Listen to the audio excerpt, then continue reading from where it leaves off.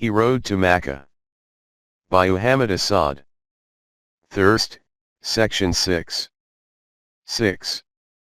I feel strong enough to sit up now, and Zaid brings me one of our camel saddles to lean upon. Make thyself comfortable, O my uncle. It gladdens my heart to see thee well after I had mourned thee for dead. Thou hast been a good friend to me, Zaid.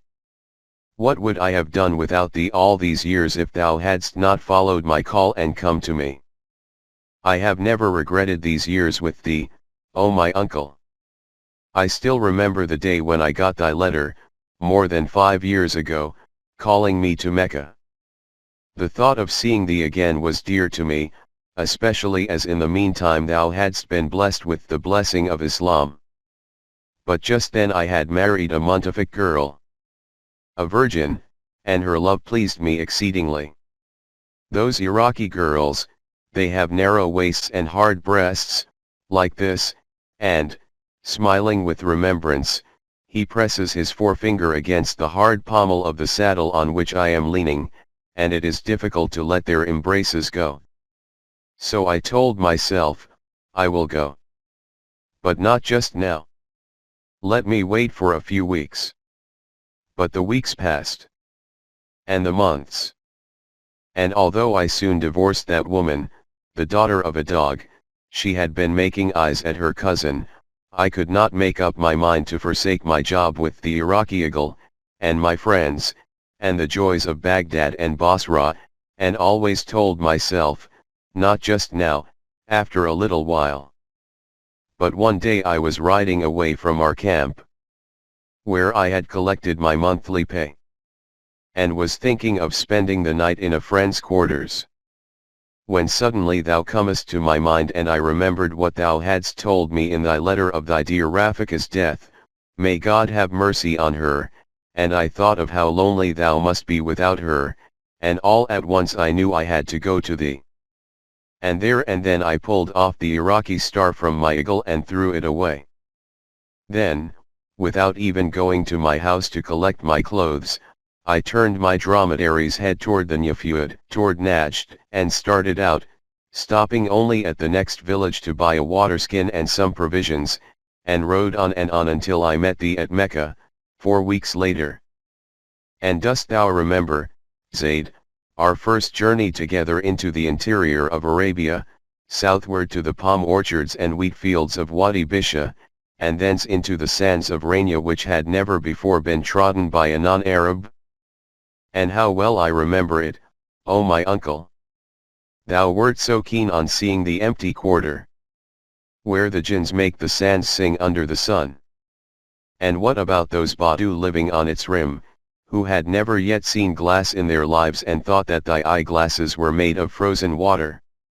They were like jinns themselves, reading tracks in the sand as other people read a book, and reading from the skies and from the air the coming of a sandstorm hours before it came. And dost thou recall, O my uncle, that guide we hired at Rania, that devil of a Badawi whom thou wantedst to shoot down when he was about to abandon us in the midst of the desert? How furious he was about the machine with which thou makest pictures. We both laugh at that adventure which lies so far behind us. But at the time we did not feel at all like laughing. We were about 6 or 7 days' journey south of Riyadh when that guide, a fanatical Bedouin from the Eichelman settlement of Ar Rain, fell into a paroxysm of rage when I explained to him what my camera was for. He wanted to leave us there and then because such heathenish picture-making endangered his soul. I would not have minded getting rid of him had it not been that we were just then in a region with which neither Zaid nor I was familiar and where, left to ourselves, we would certainly have lost our way. At first I tried to reason with our devil of a Bedouin, but to no avail. He remained adamant and turned back his camel toward Rania. I made it clear to him that it would cost him his life to leave us to almost certain death from thirst. When in spite of this warning he set his dromedary in motion, I aimed my rifle at him and threatened to fire with every intention of doing so, and this, at last, seemed to outweigh our friend's concern about about his soul. After some grumbling, he agreed to lead us to the next large settlement, about 3 days ahead, where we could place our dispute before the Qadi for decision. Zayd and I disarmed him and took turns standing guard during the night to prevent him from slipping away.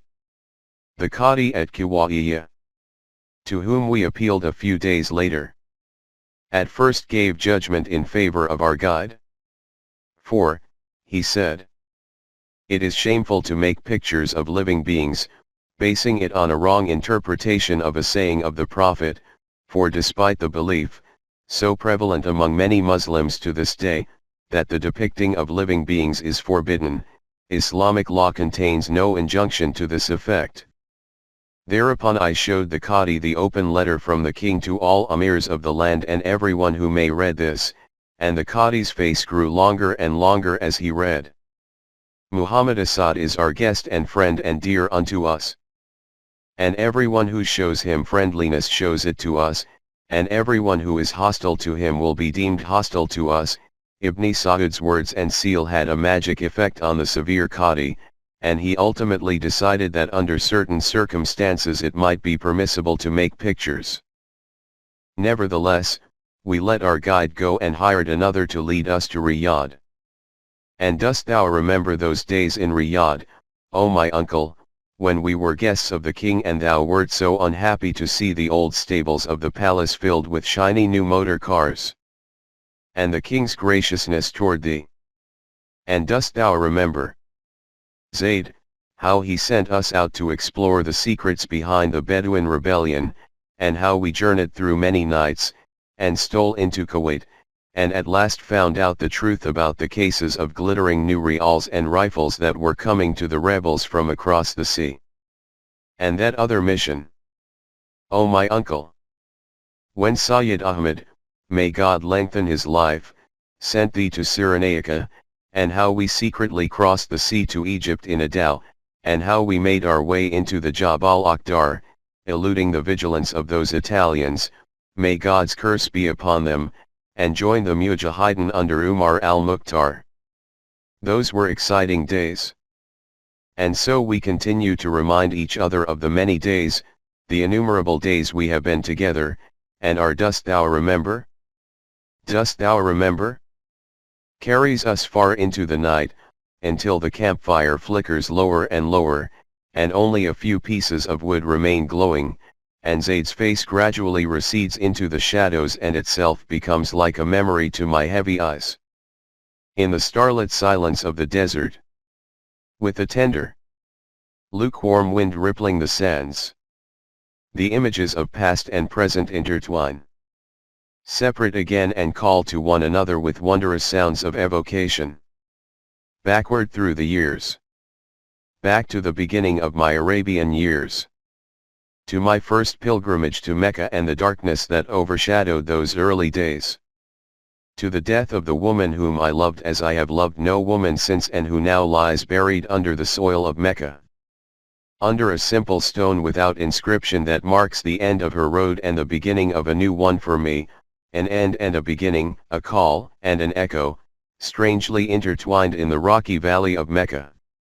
Zayd, is there some coffee left? At thy command, O my uncle, answers Zayd.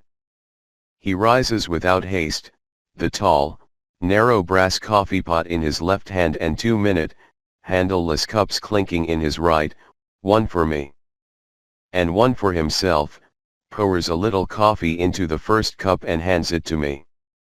From under the shadow of the red and white checked kufiya his eyes regard me with solemn intentness, as if this were a much more serious matter than a mere cup of coffee.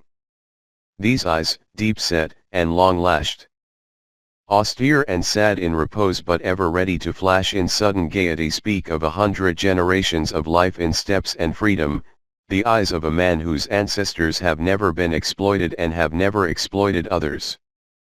But the most beautiful in him are his movements, serene, aware of their own rhythm, never hurried and never hesitant, a precision and economy that reminds you of the interplay of instruments in a well-ordered symphony orchestra. You see such movements often among Bedouins, the sparseness of the desert is reflected in them.